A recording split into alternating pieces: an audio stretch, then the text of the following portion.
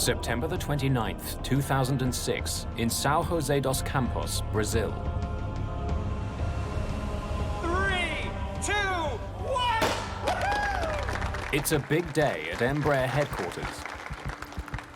The Brazilian aviation firm has just sold a brand new private jet to XLR, a US charter company.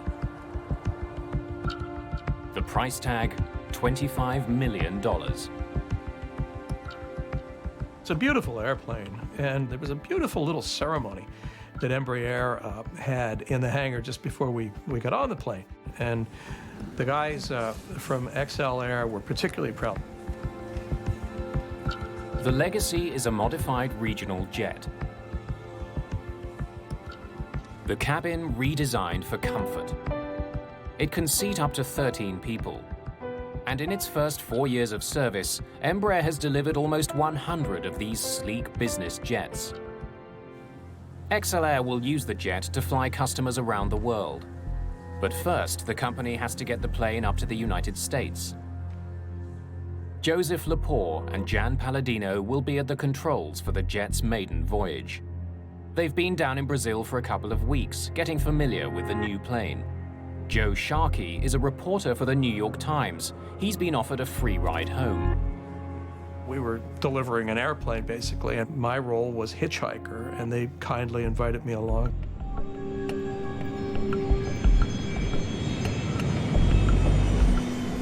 The Legacy jet is heading to Manaus in northern Brazil, a stopover on its way to New York. Half an hour after takeoff, the Legacy is flying over the heart of Brazil. The countryside stretches out below. The view out of the window is spectacular. I glanced out and I was amazed. Just to the horizon, nothing but treetops. And I just remember how pretty it seemed. At 10 minutes to 4 in the afternoon, the Legacy jet makes contact with controllers at the Brasilia Area Control Center, still nearly 100 kilometers away. Brasilia, November 600 X-ray Lima, flight level 370, good afternoon. CA 2229, race altitude 3952, race altitude 32 Yes, Roger. 75% of the country's air traffic is handled by the controllers in this room. The traffic volume is larger than in any other control center in the country. One of the many planes they'll be dealing with today is the Legacy jet. Every flight that's handled by Brasilia ACC appears on computer screens as a small circle moving in the direction of the plane. The computer also displays the plane's actual and planned altitudes. November 600 X-ray Lima. Stock ident. Roger. Palladino sends out a signal. Controllers use it to confirm that the data on their screen is coming from the plane they think it is. Radar surveillance.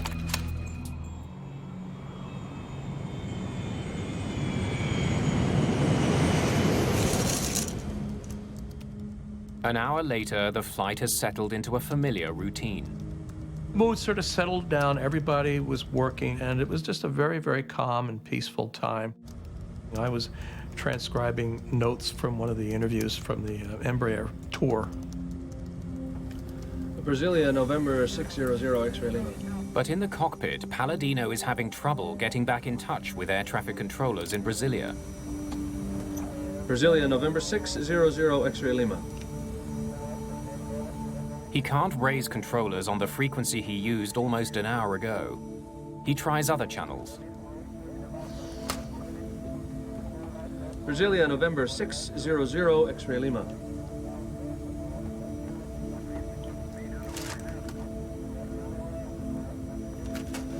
Brasilia, November 600 X-ray Lima. November 600 X-ray Lima. After 12 attempts, Palladino finally gets in touch with Brasilia ACC, this time with a different controller who provides radio frequencies for future contact. Contact 123.32. 26.5. I'm sorry, I didn't get the last two. Sorry, say frequency one more time for November 600 X-ray Lima. The Legacy loses radio contact again. Brasilia, November 600 X-ray Lima. As the pilots try to restore communication with Brasilia, the plane continues to power through the sky. It's just minutes before 5 o'clock.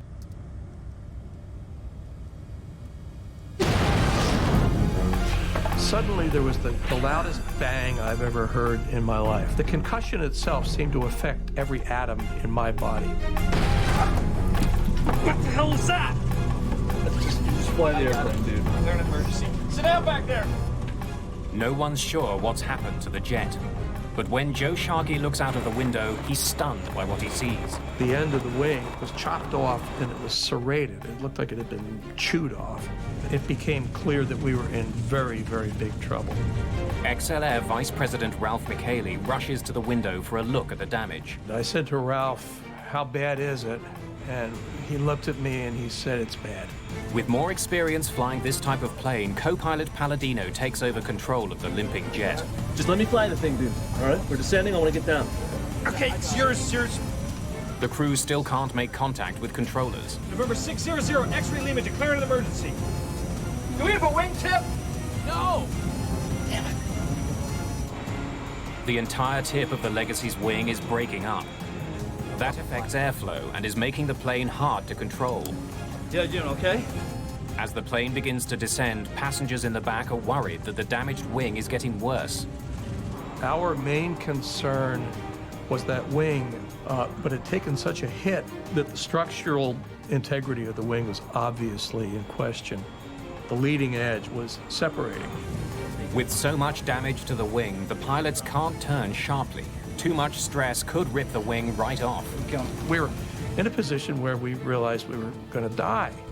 I thought of my wife, and I thought, well, okay, one thing I can do is I can write a note to my wife, which I did. I took out my reporter's notebook, and I wrote, a short note saying that I loved her and that, well, just saying what I could. The Amazon is a bad place to have to land a plane. It's a dense jungle for as far as the eye can see. There's nothing down there but trees. And I thought, where are they going to put this airplane down? Just hours into its maiden voyage, the badly damaged jet is going down. Palladino and Lepore's flying will soon be analyzed and debated throughout Brazil. The verdict against them will be harsh. Please answer, November 600, X-ray Lima. The crew of the Legacy jet searches desperately for a place to land their crippled plane. Captain Joseph Lepore finds a small military base on his chart. November 600, X-ray Lima, we have an emergency. State your emergency. November 600, X-ray Lima, declaring an emergency. We need to land at Sierra Bravo Charlie Charlie. Is that your airport? Affirmative. Do you know how long your runway is? 2600 meters. Stand by. 2600, that's good, right? 8,000 feet? Okay, we're coming in. We're declaring an emergency. This is November 600, X-ray Lima. Did you see something? Something hit us. 2,600 meters is more than long enough to land a Legacy, but the crew doesn't know how the plane will respond when it touches down. The canopy of green, there was a slash of brown, 2 miles away. I heard Joe say, "There's an airport." Sierra Bravo, we see you. We're coming in. Finding an airport was a stroke of luck, but the crew's troubles are far from over.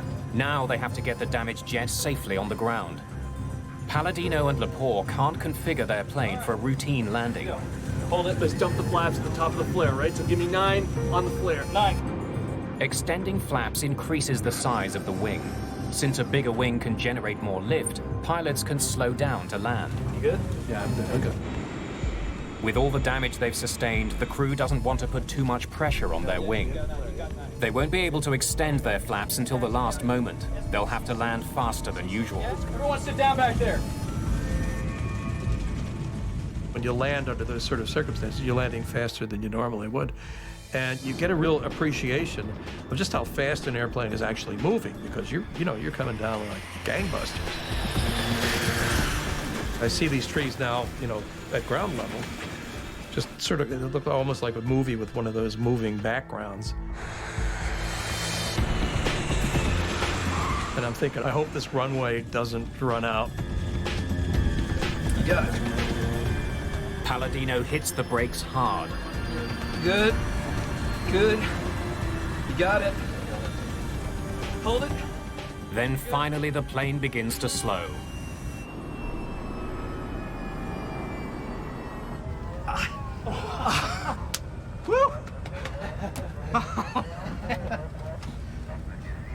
Good job.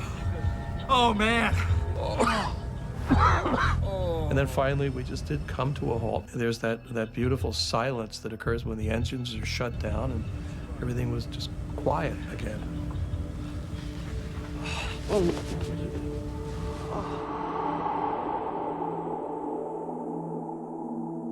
For more than 25 minutes, the business jet had flown with part of its wing torn off. There's also damage to the plane's tail. Somehow, high over the rainforest, something tore into the plane.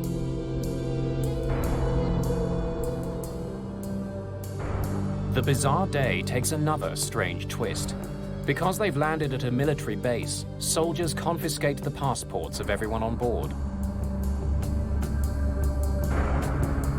And that's the point at which I realized that we were in custody. I don't think the others on the airplane had the immediate sense that this was a custodial situation. Along with the two pilots, the jet's passengers are taken to the nearby airbase.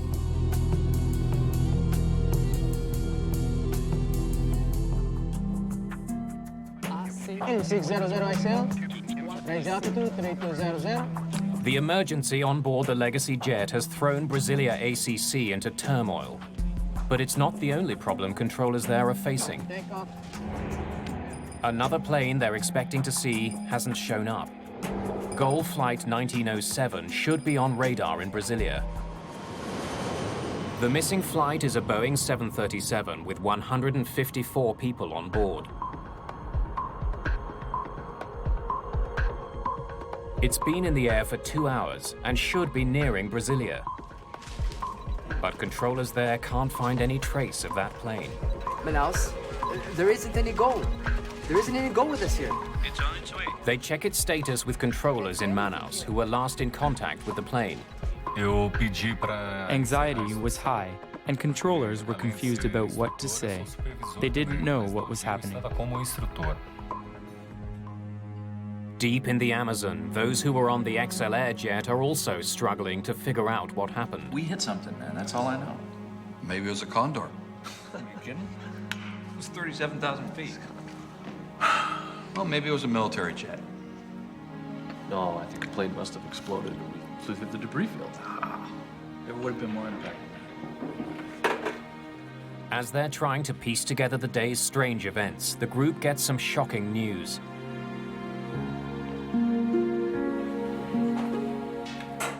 A Goal flight has crashed. It's the plane that's been missing. I just heard the 737 went down in the Amazon right where we were.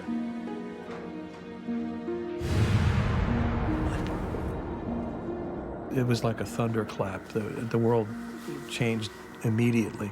And Joe and Jan were just stricken. I don't think I've ever seen two more anguished men in my life. The Goal flight crashed right where the Legacy lost a piece of its wing. It can't be a coincidence.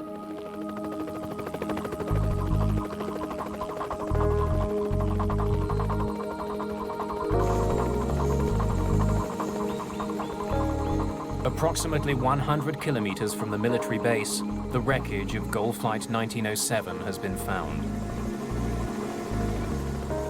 The greatest difficulty involved the fact that the plane fell straight down. When it hit the ground, the trees covered it up, making it hard to get to.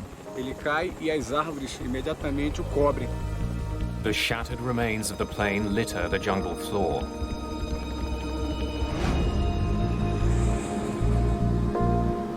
The news hits controllers in Brasilia extremely hard. They had just realized that the worst thing that could happen in air control happened. People were crying. A lot of people had to be dragged out of the room. Things were not under control in the room. Over the next several days, troops pour over the scene of the Goal crash. The dense jungle slows their progress.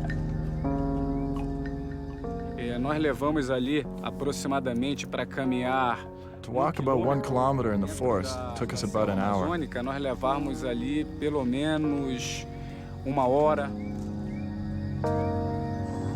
A makeshift helicopter landing pad is carved out of the jungle. It's becoming increasingly clear that no one has survived. 154 people are killed. At the time, it's the worst crash in the history of Brazilian aviation. What had happened in the skies above the Amazon? Investigators face a mammoth job.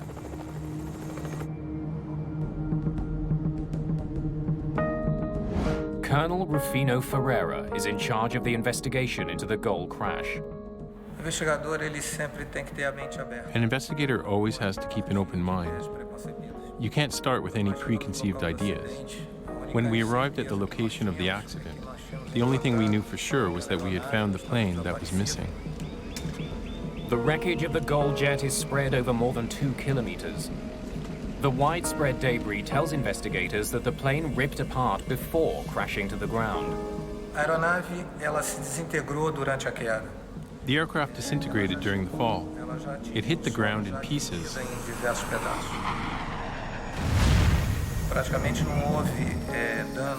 There was practically no damage caused by the impact with the ground.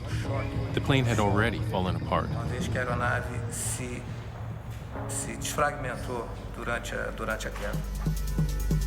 On October the 2nd, just 3 days after the crash, the plane's flight data recorder is found. Most of the cockpit voice recorder is also recovered, except for one critical part. In this accident, the impact was so strong that the module separated from the recorder. Modern voice recorders don't use tape. Conversations are recorded digitally onto a memory module. But that part of the Gol CVR has broken free. Without it, the rest of the cockpit voice recorder is useless. While the search for the module continues, Ferreira looks at the information from the 737's flight data recorder. He learns that the plane was flying at 37,000 feet. It was on course and flying level at its assigned altitude. Then, without warning, the plane pitched over and plummeted toward the ground.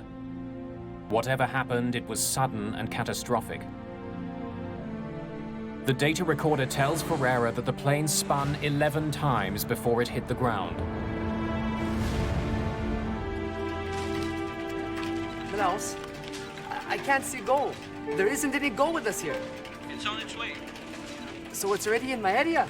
For over half an hour. Police investigators want to know what air traffic controllers can tell them about Gol Flight 1907's final minutes. There was no Mayday. In fact, we never had contact with the Gol jet. Controllers say there was no warning that the jet was in trouble. It simply vanished. Colonel Ferreira studies air traffic control data from the day of the accident. There is no sign of the Gol flight. But the readings from the smaller Legacy jet capture his attention. It seems to be flying erratically. Instead of keeping to a single altitude, the radar shows it flying up and down dangerously.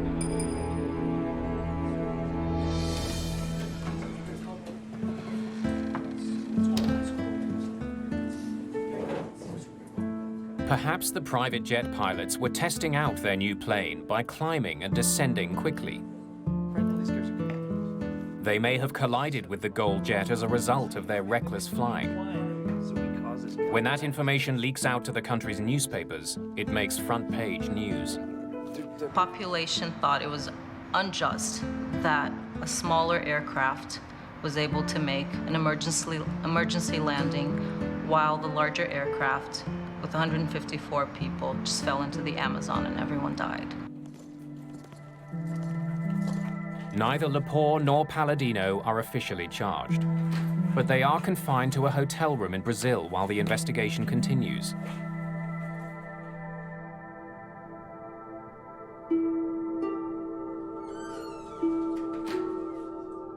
Ferreira interviews the two pilots about what they did and what they saw. Look, we were proceeding northwest on course to Manaus at 37,000 feet. Okay, we were attempting to contact Brazilian control. Were you changing altitude? No. I was on the plane. Had the plane been flying erratically or doing loop-de-loops or whatever it was, I think I would have had a pretty good story for the New York Times. Did you say you were flying at 37,000 feet? Yes, that's right. Flight level 370. We never moved from that.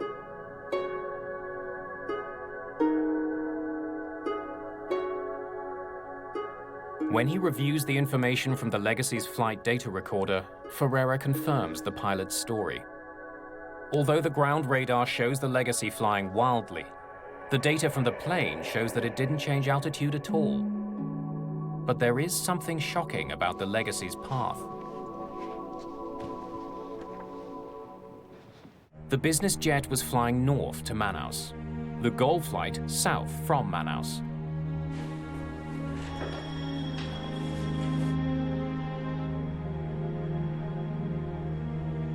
Ferreira can see that both planes were flying at the same altitude, 37,000 feet. He makes a horrifying discovery. For some reason, the two planes were on a collision course. Air traffic is typically routed along specific corridors through the sky, essentially highways in the air. But planes traveling in opposite directions are supposed to be separated by at least 1,000 feet.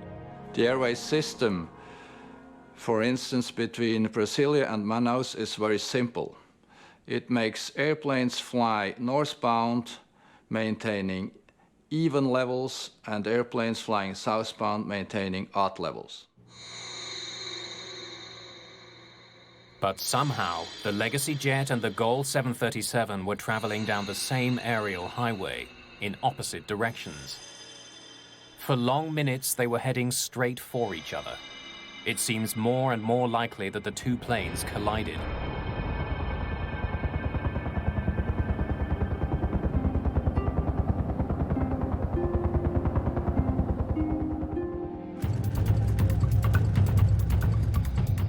At the crash site, workers find support for this incredible theory. The left wing of the GOL flight is recovered. Investigators discover that about halfway along the wing, it's sliced clean through. None of the other wreckage is sliced this way. The precise nature of the cut tells Ferreira that this is not damage that was caused by impact with the ground. The damage on the left wing clearly shows that it was caused by a collision with another plane. The badly damaged wing would have sent the 737 into a spiral dive. The pilots would have had no way of controlling it.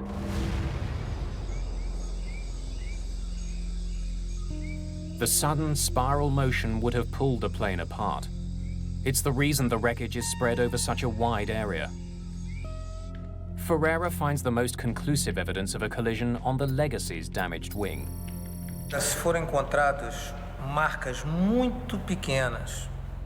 On the Legacy, we found very small traces of paint that came from the GOL wing.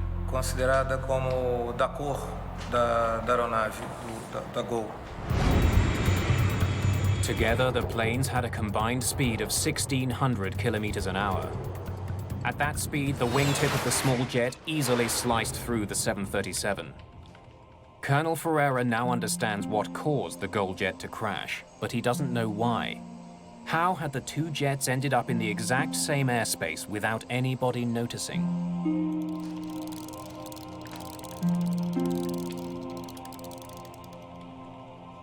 Investigators in Brazil now realize that they are dealing with something very unusual. A mid-air collision is a very rare event in aviation, and it should not have happened with two very modern new aircrafts. The situation becomes more complicated when investigators study a critical document, the Legacy's flight plan. Flight plans are filed by using a standard form which is the same all over the world. The form will contain the flight number as well as requested flight level or altitude. According to this document, when it collided with the GOL flight, the executive jet wasn't expected to be at 37,000 feet. The Legacy's flight plan called for the jet to fly at 37,000 feet only until it reached Brasilia, then descend to 36,000. But the collision took place 850 kilometers northwest of Brasilia. well past the point where the Legacy was supposed to descend. So why hadn't the Legacy followed its flight plan? The flight plan calls for you to descend to 360 at Brasilia. Why didn't you?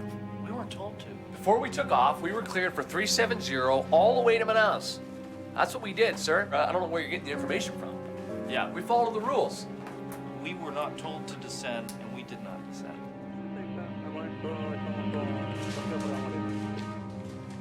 Colonel Ferreira needs to check the story that the crew is telling. He wants to know exactly what they were told by controllers when they took off from São José dos Campos. November 600 X-ray Lima, ATC permission for Manaus, flight level 370. The Legacy's last instruction was to fly all the way to Manaus at 37,000 feet. The pilots obeyed that instruction even though it differed from their flight plan. Air traffic control always can deviate from the flight plan because they have best knowledge of the actual traffic situation. Leaving Manaus, the Gold Jet was also cleared to fly at 37,000 feet. Both planes were assigned the same altitude by controllers at opposite ends of the country.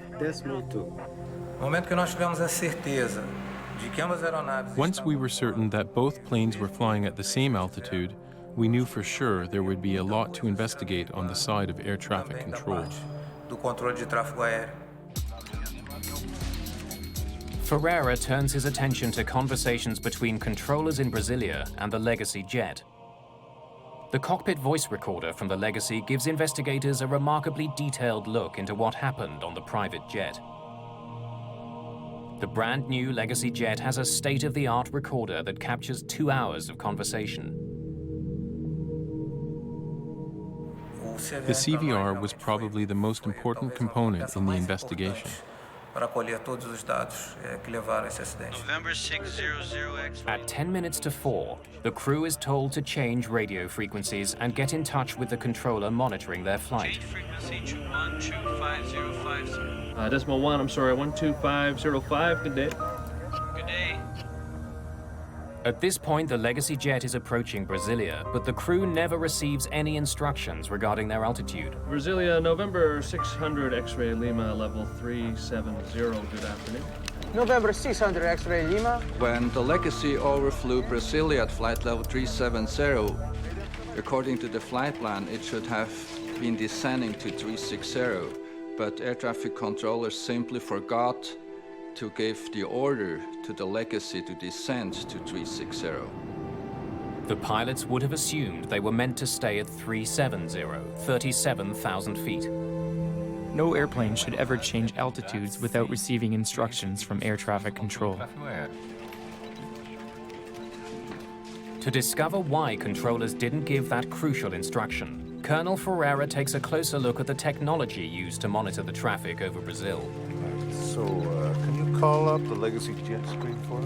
Na tela radar, nós recebemos a informação. On the radar screen, we see the altitude, speed, and the transponder information of each plane. Nós chamamos que é o código transponder da aeronave para a identificação de cada aeronave. Each flight has an individual code assigned to it that helps controllers track it. Underneath that, there are 2 separate numbers.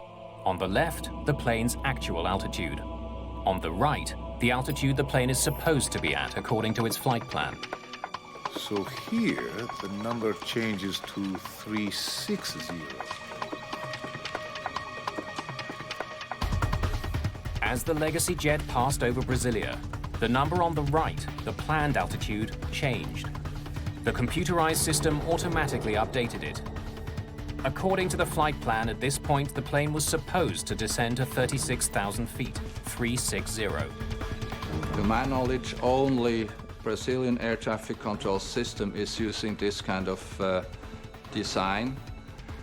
In other parts of the world, this update has to be done manually. The computer changed a single number, which led to a critical error. Without much experience with the computerized system, the controller mistook the new planned altitude for the plane's actual altitude. Só que o sistema mudou automaticamente, mudando o nível autorizado para. The system changed it automatically from the authorized altitude to the planned altitude, which made the controller believe the Legacy was flying at 360. Quando o outro controlador veio assumir o serviço, ele passou para ele o nível que estava no plano de voo 360. Police investigators talk with the controller who was on duty when the number changed on the screen. It was shortly after that I went on break. Lucivando relieved me. He tells police about a critical mistake on his part. You have 5 aircraft.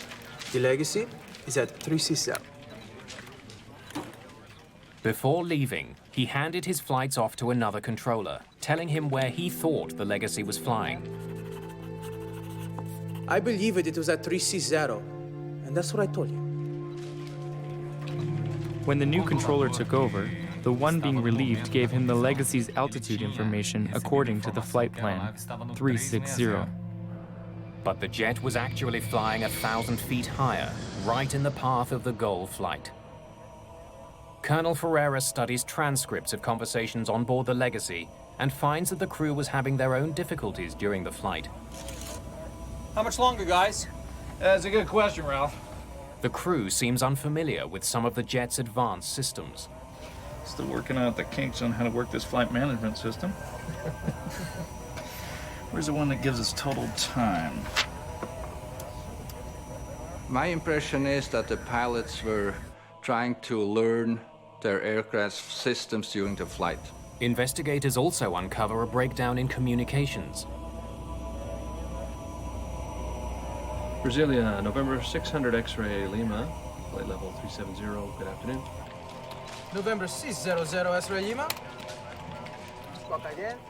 After a brief conversation between the Legacy jet and Brasilia ACC, Colonel Ferreira notices something extremely unusual. For almost an hour, the Legacy pilots don't talk to anyone on the ground. They stayed 57 minutes without attempting any contact with air traffic control, which seems like a lot of time. After 57 minutes, they tried to call 12 times without success. Realizaram inicialmente 12 tentativas de chamadas, sem sucesso. Brasilia, November 600 X-ray Lima. Palladino did try to get hold of ground control, but he couldn't get through. Brasilia, November 600 X-ray Lima. He then tried the backup frequencies listed on his navigation charts. Brasilia, November 600 X-ray Lima. November 600 X-ray Lima. His only contact, a single garbled message. 6 Smoke 5. Sorry, say frequency one more time for November 600 X-ray Lima. Both pilots and air traffic controller should have been more concerned of maintaining two-way contact all the time. This is their duty. Brasilia, November 600 X-ray Lima. Had pilots and controllers spoken, they might have discovered that the Legacy was flying north in a corridor reserved for southbound traffic. As the public learns about the mistakes in the Air Traffic Control Center, there is growing pressure to make some changes. We wanted to understand what had happened to these people inside the control room. The controllers should have been able to see on their radar screens that these two airplanes were flying in a collision course. Brazilian air traffic control is one of the last in the world to be run largely by the country's military. Since they're run by the military, they're run by the Brazilian Air Force, we did not have complete access to information except for what was released. As fingers are pointed at controllers, many of them come forward with stories of overwork and poor training. They complained that they weren't well trained in English language, which is the international aviation language. Also, they had complaints about their equipment. In fact, the controller who incorrectly reported the Legacy's altitude had been on the job for only a year.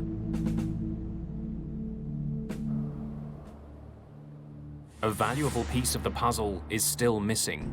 Investigators still don't know what happened during the final minutes of the goal flight. Soldiers have been scouring the Amazon jungle with metal detectors looking for the plane's missing memory module.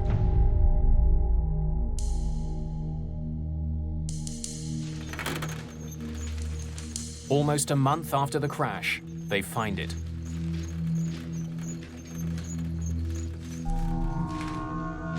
Colonel Ferreira hopes to hear some reason why the Gol crew wasn't able to avoid colliding with an oncoming jet. Gol 1907. Contact Brasilia. ACC on 125.2. A good flight. Thanks very much, Brasilia 12.2. Gol 1907. There are no alarms before the collision. No warning that they were flying straight for another jet. Pilots rely on air traffic controllers to keep other planes out of their path. They spend much of their time monitoring their instruments, not the skies ahead. At the speed they're traveling, they'd only have to look away for a few seconds to miss an approaching plane. There were no issues of communication and no misunderstanding between the pilots and air traffic control.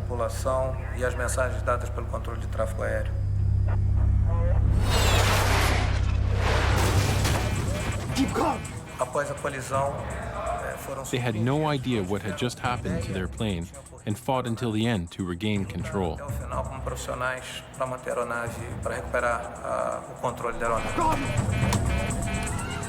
For less than a minute, the pilots struggle for control, but there's nothing they can do. But why were there no warnings?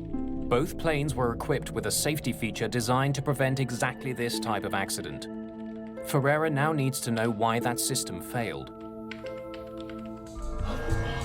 Earlier in the investigation, strange radar images suggested that the Legacy pilots were flying wildly over the Amazon. Now those suspicions have vanished, but Ferreira revisits the fluctuating radar data to understand why neither plane knew the other was coming. You see, the altitude is varying significantly. To try to understand this last piece of the puzzle, Colonel Ferreira returns to the radar display that air traffic controllers saw the day of the crash. Instead of displaying just the expected altitude and the actual altitude, the letter Z appears between them. The Z on the air traffic controller screens indicates that the airplane he's looking at has lost its transponder. Modern commercial aircraft are equipped with transponders. Like small radio stations, they broadcast information on the plane's altitude and flight number. This information is received by computers on the ground and instantly displayed on the screens of air traffic controllers. In Brasilia, if the transponder fails, so-called primary radar takes over automatically. Signals are sent out from the ground that hit the target and return. Those readings are wildly inaccurate. Primary radar only is a passive indication of anything that is flying through the airspace.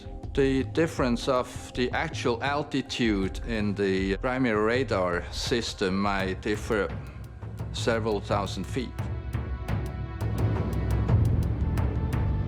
The inaccuracy of the radar tracking the Legacy jet explains why its altitude appeared to be rising and falling. Investigators discover that the transponder wasn't sending out signals for more than 50 minutes before the crash. But controllers didn't notify the pilots. That may be because they didn't notice the subtle change. A forma como é apresentado para o controlador não é... The way in which the information is displayed to the controller does not visually alert him to the change. There are no flashing lights that would tell the controller that the plane has lost its transponder. Chamasse realmente a atenção do controlador para que, aquele momento, aquela aeronave perdeu. There's an even more critical role played by the transponder. It doesn't just beam information to controllers on the ground, but to other planes as well. All commercial aircraft are equipped with a warning system called TCAS, the Traffic Collision Avoidance System. TCAS gives a relative position of other airplanes within range of your own airplane. TCAS picks up a signal from an oncoming plane's transponder and issues a warning if it's too close. If either plane's transponder is off, the system won't work. What the hell is that? Ferreira discovers that the Legacy's transponder was working early in the flight and after the collision. But for more than 50 critical minutes, it was silent.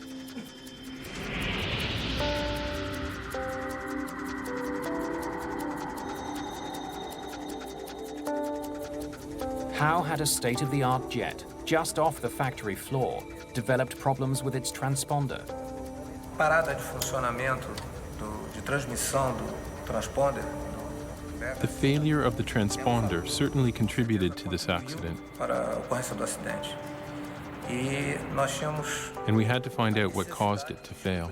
O que causou essa interrupção no funcionamento?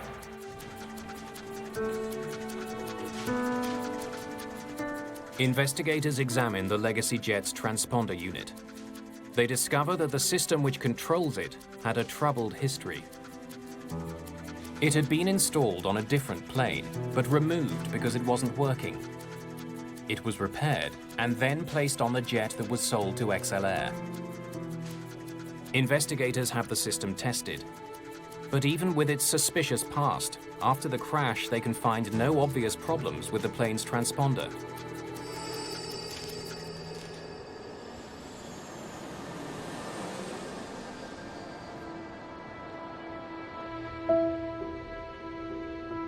Now this is the layout now on the standard one in the Legacy jet.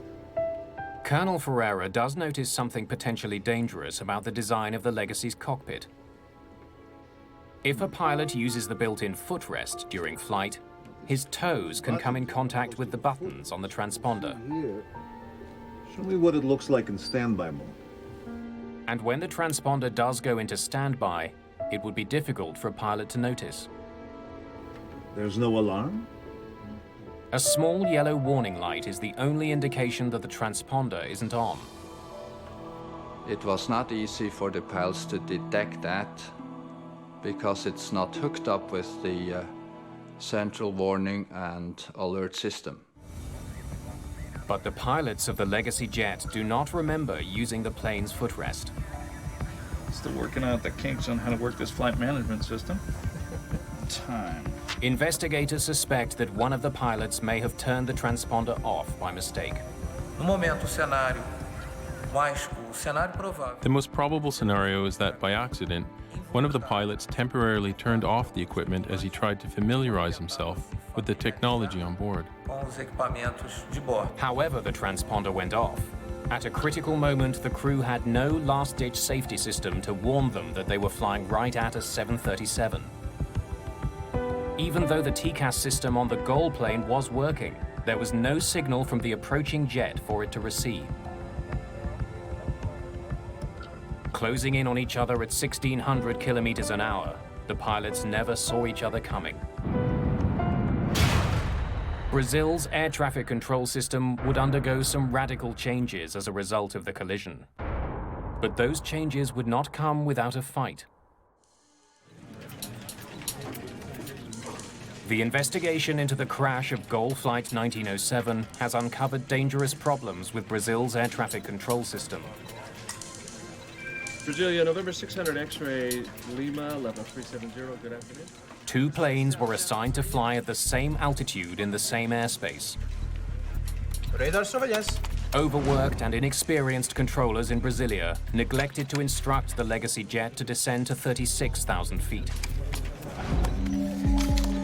You have 5 aircraft. The Legacy is at 367. Then they mistook the Legacy's planned altitude for its actual altitude. To make matters worse, the Legacy pilots, unfamiliar with Brazilian airspace, were unable to make contact with controllers on the ground.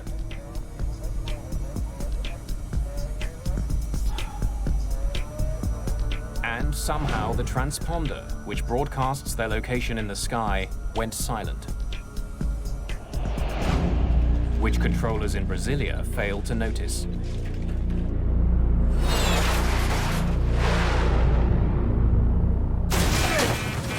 Keep going!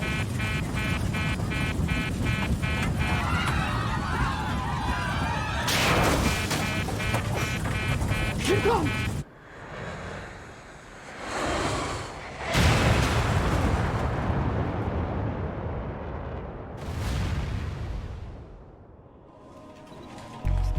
A multi-billion-dollar ATC system designed to keep planes apart had failed to detect two planes on a collision course. Uma série de erros, de falhas humanas ocorreram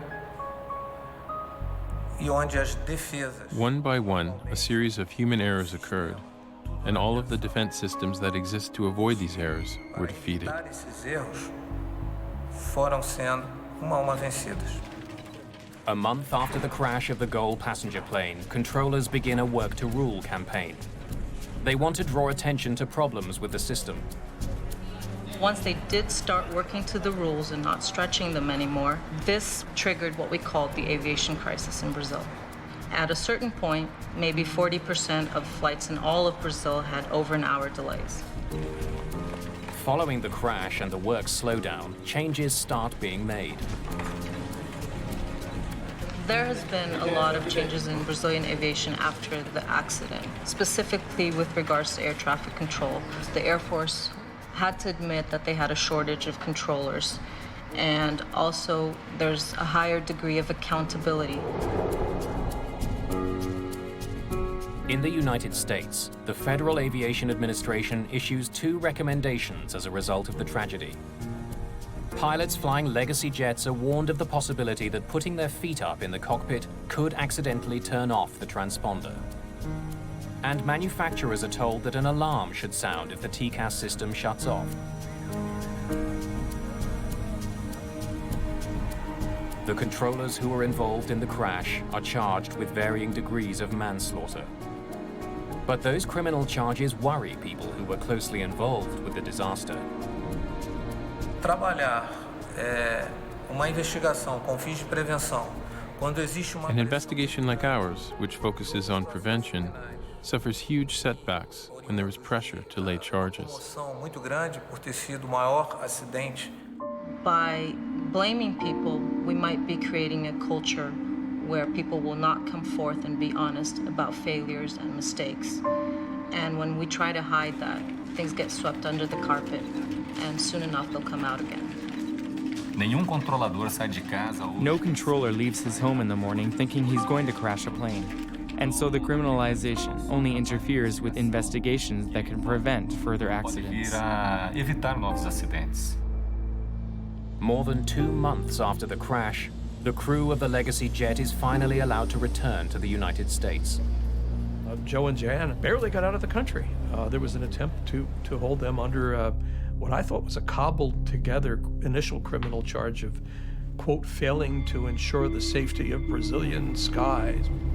While we are all grateful for the safe return of Joe and Jan and everyone aboard the Legacy, we are all saddened by this tragedy which took many innocent lives.